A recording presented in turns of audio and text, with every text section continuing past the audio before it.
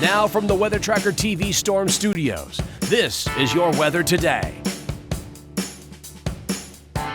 Here's Chief Meteorologist William Cole. All right, folks, here we go. Right out of the gate now on this Thursday. Of course, it's a pre-Friday. Everybody eyeballing the weekend. And I can tell you what, the forecast heading into the weekend much improved compared to, well, obviously what we had to deal with yesterday evening, yesterday night.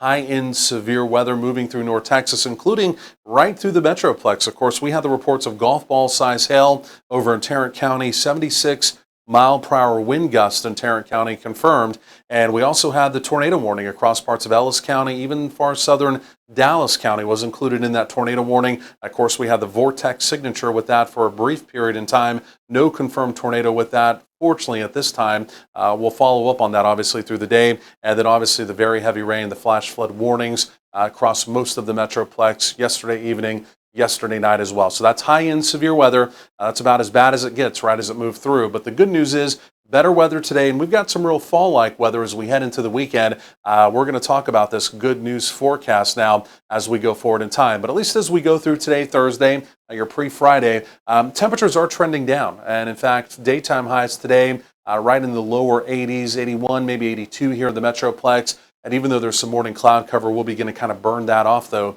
as we go through the afternoon. Always a good thing. And so here were the morning lows. And even though it was kind of rain-cooled out the door this morning, the humidity really kind of held up the temperatures. So morning lows here really did not drop a whole lot. Upper 60s, to like right around 70 here in the Metroplex. In fact, DFW, even Love Field at 70. It was a pretty humid start to the morning. The humidity is going to linger through today, but as we get into tomorrow, Friday, we've got another cold front coming through, and this cold front is going to be a little bit stronger, and it's going to bring some less hot temperatures, some cooler temperatures, but it's also going to bring a fairly dry air mass. And again, we'll talk a little bit more about that coming up. But here's what we also did yesterday. Again, we talked about the severe weather, unfortunately, even the opportunity of too much rain for some folks. But these are the 24-hour rainfall totals. I know this map, it's a little ugly. We just kind of sampled some of these, at least totals based off of radar. We'll kind of clean this up as we go through the day. But again, you can see a lot of locations to the west, inch and a half on average.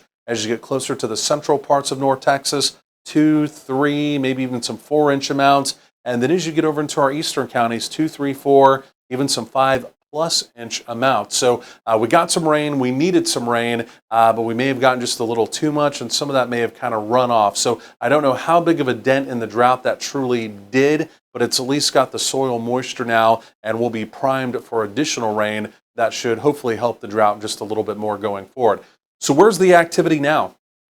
It's basically now leaving our southern counties this morning, pushing down towards the coastal plains, active weather moving into the Houston area, but that'll be in and out fairly quickly. Most of that there is actually going to push out to the Gulf as we go through the day. So the big storm trough that again brought the active weather, there it is. It's currently moving through the Great Lakes region. But the real key to our forecast, and this is really important now as we get closer to the weekend, we've got one more little lobe of energy. It's going to come diving down out of Canada at a pretty high rate of speed. And you can already see that next cold front beginning to shape up there. As that cold front comes barreling south tomorrow, Friday, again, yes, it is going to bring some fall-like temperatures as we begin to head into the weekend. But the opportunity of any severe weather today, it's over. Again, obviously, we dealt with that yesterday. Like I mentioned, we have improving weather as we go through the day today. So there goes that storm system I was talking about. But then take a look at the secondary storm system right on its heels as this dives down. Look at that there. Again, just in time for the early parts of our weekend.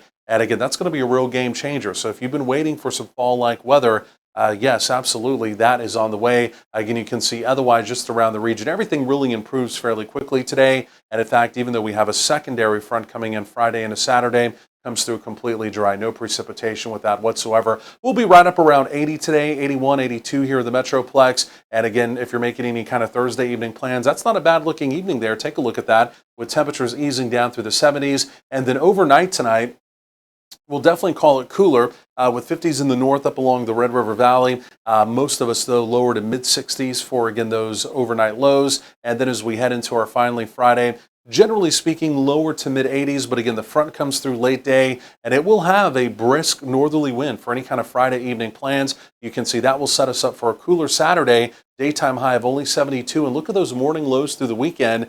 Those lows down into the 50s. More coming up.